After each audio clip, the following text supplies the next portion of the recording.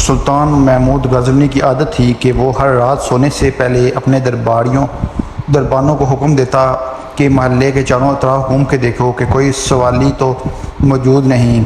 جب سلطان کو بتایا جاتا کہ کوئی سوالی ایسا نہیں رہا جس کی سلطان نے داد رسی نہ کی کر دی ہو، پھر سلطان اپنی آرامگاہ میں چلا جاتا۔ ایک دن ایسا ہی ہوا کہ سلطان کو بتایا گیا کہ کوئی بھی سوالی دربار میں نہیں موجود، تو سلطان اپنی آرامگاہ میں چلے گئے۔ کافی کوشش کے بعد جب سلطان کو نیند نہ آئی تو اس نے اپنے سپاہیوں کو حکم دیا کہ جاؤ شہر میں پھیل جاؤ، مجھے یقین ہے کہ کوئی تو مظلوم موجود ہے جس کی آنکھوں کی وجہ سے میری نیند مجھ سے دور ہے۔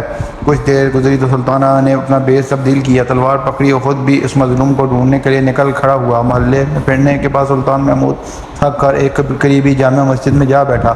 سلطان کو محسوس ہوا کہ پاس لیٹا شخص سسکیاں لے رہا ہے۔ سلطان اس کے قریب ہو گیا۔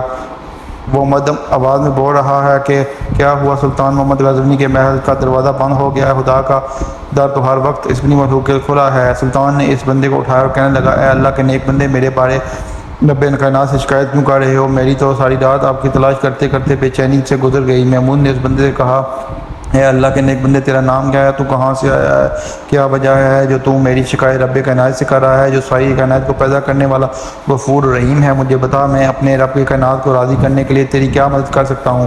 سلطان محمود غزنوی کی یہ بات سن کر شخص زوروں کے تار رونے لگا اور کہنے لگا کہ اے حضور، آپ کے شاہی خاندان کے ایک آدمی نے میرا دل دکھایا ہے۔ مجھے اس کا نام نہیں معلوم، لیکن وہ ہر دوسری رات میرے گھر آتا اور میری بیوی اور بیٹی سے ساری رات زنا کرتا، مجھے قتل کرنے کی دھمکی دے کر چلا جاتا ہے۔ یہ سنتے ہی سلطان کے پاؤں تلے زمین نکل گئی۔ سلطان سوچ میں پڑ گیا کہ شاہی خاندان اور میرے وزیروں میں اتنی ہمت نہیں کہ وہ ایسا کام کریں، کیونکہ وہ جانتے ہیں کہ میں انہیں قتل کر دوں گا۔ یہ ضرور میرے بیٹوں میں سے کوئی ہوگا۔ سلطان کے پاؤں پکڑتے ہوئے وہ شخص بولا، اگر اس دنیا میں آپ نے اس شخص کا قتل نہ کیا تو روز محشر میرے ہاتھ ہوگا۔ اور محمود غزنوی کا گریباں۔ اس سے بے باس کی بات یہ سن کر محمود غزنوی کا جسم کی سینے سے تر ہو گیا۔ اب غصے میں آ گئے اور کانپتے ہوئے آواز کی دریافت ہو کیا، وہ بدبخت شخص اب تمہارے گھر میں ہوگا؟ اس فریاد کرنے والے شخص نے جواب دیا، حضور اب تو رات گزر گئی ہے، مجھے لگتا ہے وہ چند دن کے بعد پھر آئے گا۔ سلطان محمود غزنوی نے اس کی فریاد کرنے والے سے بڑے تحمل سے کہا کہ اب تم جاؤ، جب وہ پھر گھر آئے تو فوراً بتانا۔ وہ شخص ابھی جانے کے لیے تیار ہی کر رہا تھا کہ محمود غزنوی نے اپنے خادموں کو حکم دیا، اس شخص کو اچھے طریقے سے پہچان لو، یہ شخص جب بھی آئے جس حال میں بھی ہو، آپ نے اسے فوراً میرے پاس بھیج دینا ہے۔ اتنا کہہ کر سلطان محمود غزنوی اپنے خادموں کے ساتھ اپنے گھر میں داخل ہو گیا اور وہ شخص اپنے گھر کی طرف چل بسا۔ چند دن گزرنے کے بعد وہی شخص سلطان کی خدمت میں حاضر ہوا تو خادموں نے فوراً اس شخص کو سلطان غزنوی کے پاس بھیج دیا۔ اس شخص کے دیکھتے ہی سلطان غزنوی اپنی تلوار ہاتھ میں لیے اٹھے اور بولے، چلو دیکھتے ہیں کہ کس میں اتنی جرأت ہے کہ میرے محل کے قریب ہی زنا کاری کرتا ہے۔ اور وہ فریادی سلطان محمود غزنوی کے آگے آگے چل دیا اور سلطان محمود غزنوی اس کی پیروی کرتے ہوئے اس مظلوم شخص کے پاس پہنچ گیا جہاں وہ مظلوم شخص کی بیٹی کے ساتھ سو رہا تھا۔ سلطان نے گھر قدم رکھتے ہی تمام دیے بجھا دینے کا حکم دیا اور صرف ایک دیا جلتے رہنے دیے تاکہ وہ شخص چہرہ نہ پہچان سکے۔ اس کے بعد سلطان نے اس شخص کو اٹھایا اور اٹھاتے ہی ایک زوردار وار سے اس کی گردن تن سے جدا کر دی۔ گردن جدا ہونے کے بعد سلطان نے اس شخص کو حکم دیا کہ اپنے گھر کے تمام دیے روشن کر دو۔ روشن ہونے کے بعد سلطان غزنوی نے بارگاہ الہی میں زور کا نفل شکرانے کے ادا کیا اور اس شخص سے دریافت کیا کہ اللہ کے بندے، گھر میں کچھ کھانے کے لیے موجود ہے؟ اس نے جواب دیتے ہوئے کہا کہ اے حضور، غریب کے گھر میں آپ کی خدمت پیش کرنے کے لیے تو کوئی خاص چیز نہیں۔ سلطان نے کہا، جو کچھ بھی ہے کھانے کے لیے لے آ۔ وہ شخص کھانے کے لیے سوکھی روٹی کے ٹکڑے لے آیا۔ سلطان محمود غزنوی نے روٹی کے ٹکڑے بڑے مزے سے کھائے، پانی پیا اور اللہ تعالیٰ کا شکر ادا کیا۔ سلطان محمود اس شخص سے بولے، میں نے تم سے کھانا لانے کی تکلیف اس لیے دی ہے کہ میں نے جب تمہاری داستان سنی تو سوچا کہ میری سلطنت میں ایسا ظلم کرنے کی ہمت صرف میرے کسی بیٹے کو ہو سکتی ہے۔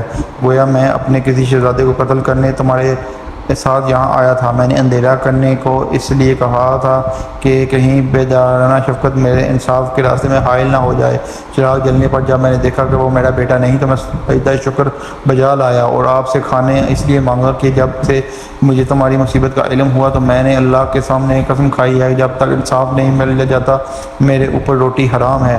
اس وقت سے اب تک میں نے کچھ نہیں کھایا نہ پیا۔ ناظرین، اگر ایک آفتاب محمود غزنوی ہندوستان میں جنگ کرنے کے لیے داخل ہوئے سلطان کو اس فوجی لشکر میں ایک بیوہ عورت کو جوان بیٹا تھا۔ سلطان محمود ہندوستان سے فتح یاب ہو کر واپس آئے تو بیوہ عورت اپنے نوجوان بیٹے کی تلاش کرتی کرتی محمود کے لشکر میں آپ پہنچ آئی۔ لشکر کے فوجیوں نے اس عورت کو بتایا کہ تیرا بیٹا جنگ کے دوران شہید ہو گیا ہے۔ تو اس بیوہ نے دریافت کیا کہ اس کی موت کس طرح ہوئی۔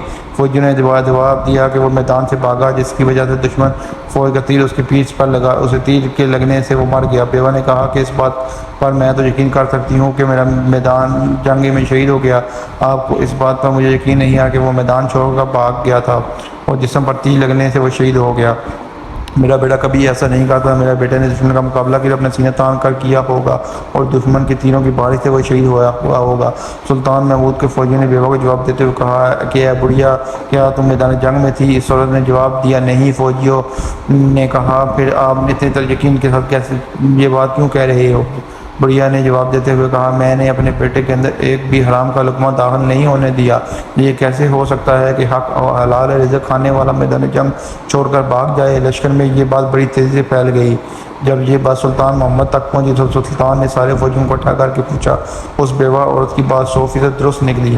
معلوم ہوا کہ اس بیٹے کے جوان بیٹے نے اپنی بہادری کا مظاہرہ کیا، دشمنوں کا مقابلہ کرتے کرتے اللہ کو پیارا ہو گیا۔